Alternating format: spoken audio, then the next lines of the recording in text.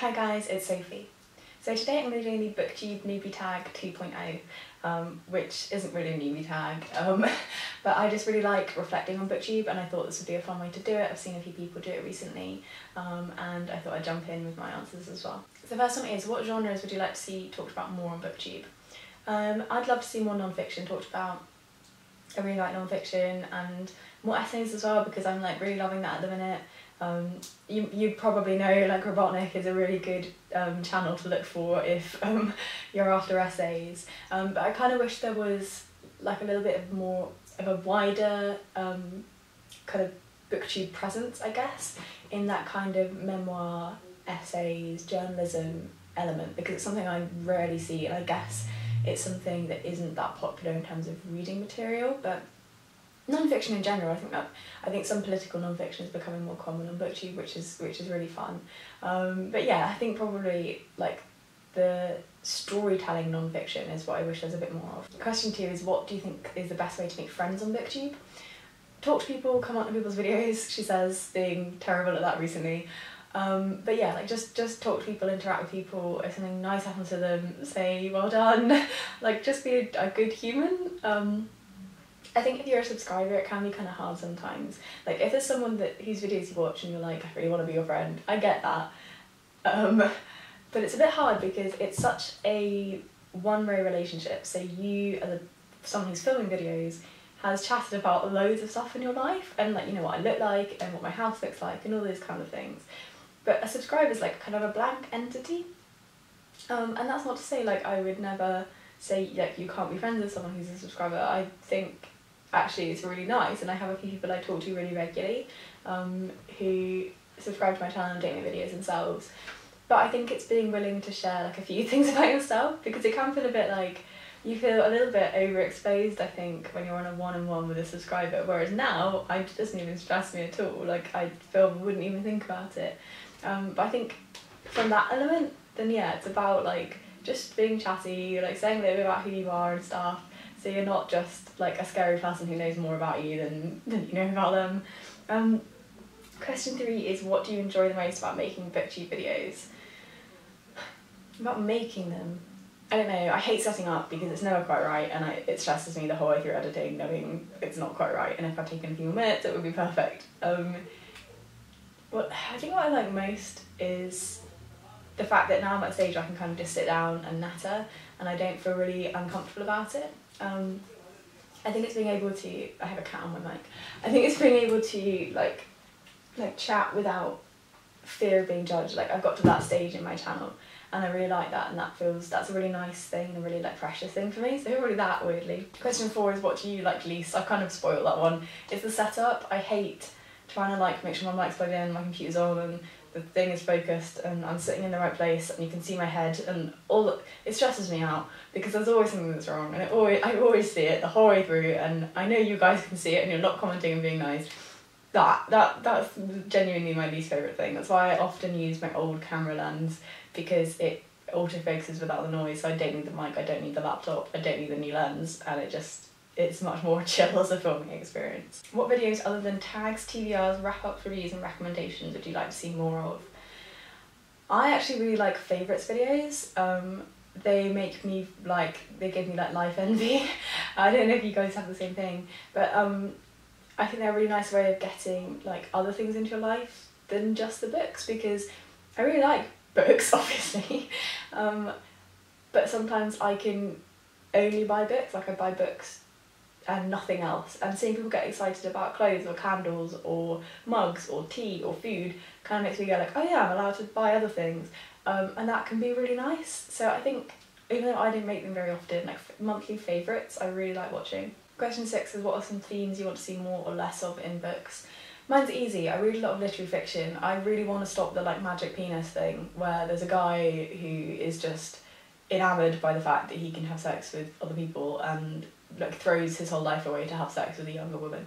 That bores me so much because I see it so often and it's just frustrating. Like, I don't think it exposes anything new or does anything, and it's just, I've seen that story so many times in like hundreds of different environments, and I'm like, it's the same story with different wallpaper. I'd like to see less of that, especially less of that in like literary fiction, because there's so much you can do, there's so many stories you can tell. It just seems frustrating to me that we tell the same one over and over and over. Next question is, what are some of your BookTube goals? So this was my goal, like my far off, the biggest I could ever get goal, like when I started BookTube, was 10,000 subscribers. Now I've hit 6,000 subscribers. Thank you all ever so much, it's really exciting. I tweeted out like a thank you on the morning that I realised I reached it.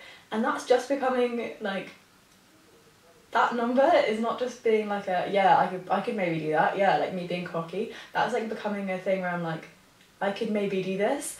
That would be amazing, because that was my pipe dream when I started, was that number. It's not all about the numbers, but it's just because like 3 years ago, that's what I'd said to myself as like, if I worked my arse off, that was as big as I could ever get. So that's just, I don't know, that'd just be really interesting. I think of other like BookTube goals, I'm really looking forward to this challenge next year. I'm getting really nervous about it, but I think it's going to be great.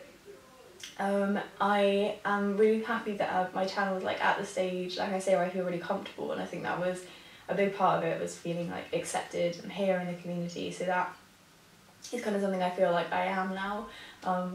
Yeah, I think that's kind of my goal. Is like next year's reading challenge is a really big one, and that's going to be a lot of my year next year. And like the idea that I might actually hit at some stage like the highest number of people I thought was ever possible to watch my videos is really cool.